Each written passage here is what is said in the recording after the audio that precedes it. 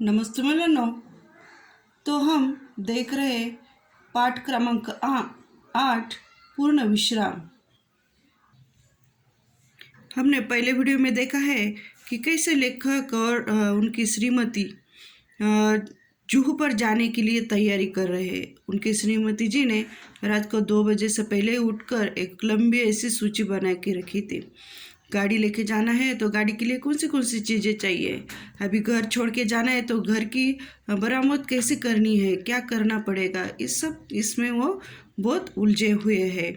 अभी वो बोल रही है कि यहाँ तो देखा है कि उनकी जो सामान लाते लाते ये जो लेखक है उनकी दिल की धड़कन दुगनी हो गई थी, बहुत ज़्यादा काम हो रहा था। आज हम उसके आगे का देखने जा रहे हैं।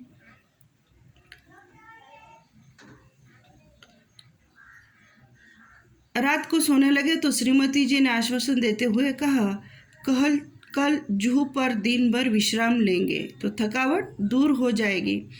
अभी तो बहुत थक गए हैं, लेखक बीमार भी है, तो उनको आश्वासन दे रही है कि बता रही अभी मत चिंता मत करो, अभी थक गए लेकिन कल क्या करेंगे, जूहू पर जाकर दिन भर विश्राम लेंगे तो अपनी जो थकावट है, जो थकान है वो दूर हो जाएगी। श्रीमती जी ने अपने कर कमलों से घड़ी की घुंडी घुमाकर अलार्म लगा दिया और खुद बाहर जाकर मोटर का पूरा मुआयना करके यह तसल्ली कर ली कि सूची में लिखा सब सामान आ गए या नहीं। सुबह 5 बजे ही अलार्म ने शोर मचाया।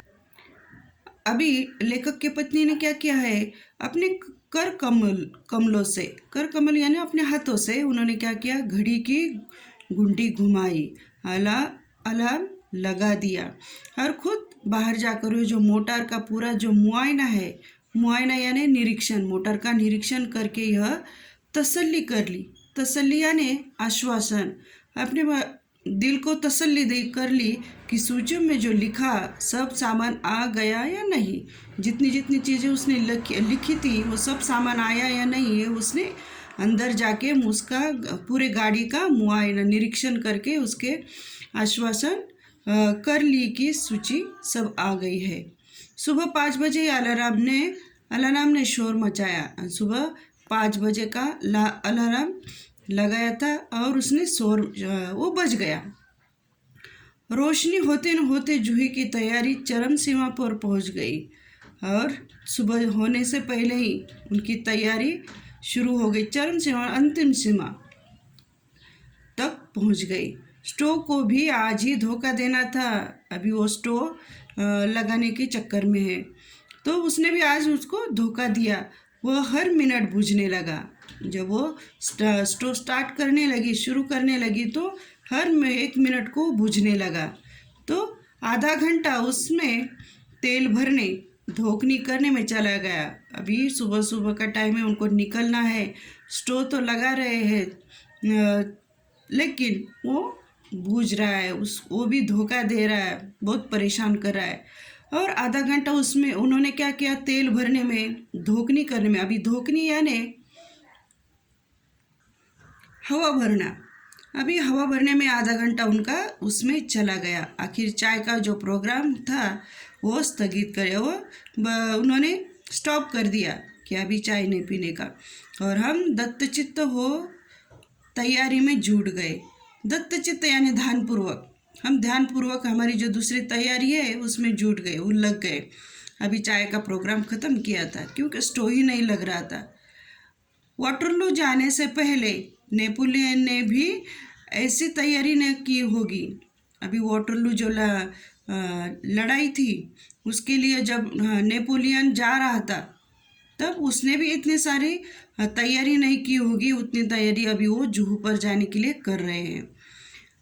ऐसा महत योजनाओं के संपन्न करने में हम ही पति पत्नी परस्पर सहयोग भावना से काम करने पर विश्वास रखते हैं। अभी वो कहते कि ऐसी बड़ी बड़ी जो योजना है, कहाँ जाने के आने का कुछ भी हो, घर का प्लान वो संपन्न करना है, वो सक्सेस करना है, तो हमें वो क्या करते थे, वो दोनों पति पत्नी परस्पर सहयोग, एक दूसरे को क्या करते, आपस में मदद करते थे एक दूसरे को। तो उन्होंने अभी ये जा रहे जुहू पर, तो एक दूसरे को बहुत सहयोग की भावना से काम कर रहे हैं, विश्वास, एक दूसरे के ऊपर विश्वास रखते हैं। सहयोग भावना हमारे जीवन का मूल मंत्र है। सहयोग मन, वचन, कर्म इन तीनों से होता है। जीवन का यह मूल मंत्र मुझे भूला न था।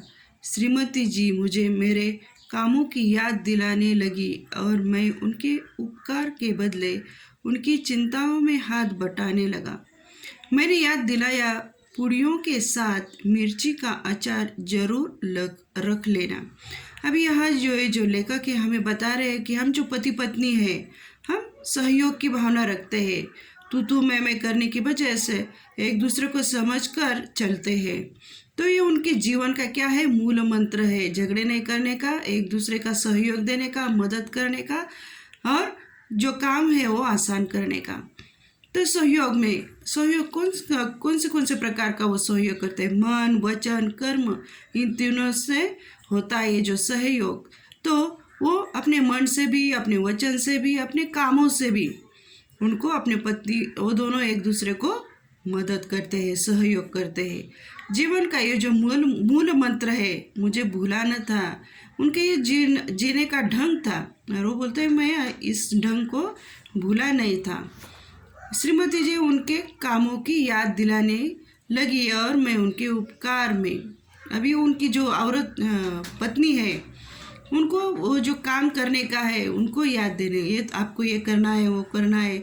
और ये जो पत्नी को जो चिंता है, उस चिंता में भी ये जो लेखक है हाथ बांटने लगा है। और उन्होंने भी उनको याद दिलाई कि जो तू पुड़िया ले रही है खाने के लिए, उसके साथ मिर्च का अचार ज़रूर रख लेना। मिर्च का अचार भी ले लो, तब वो पुड़िया बहुत मस्त लगेगी।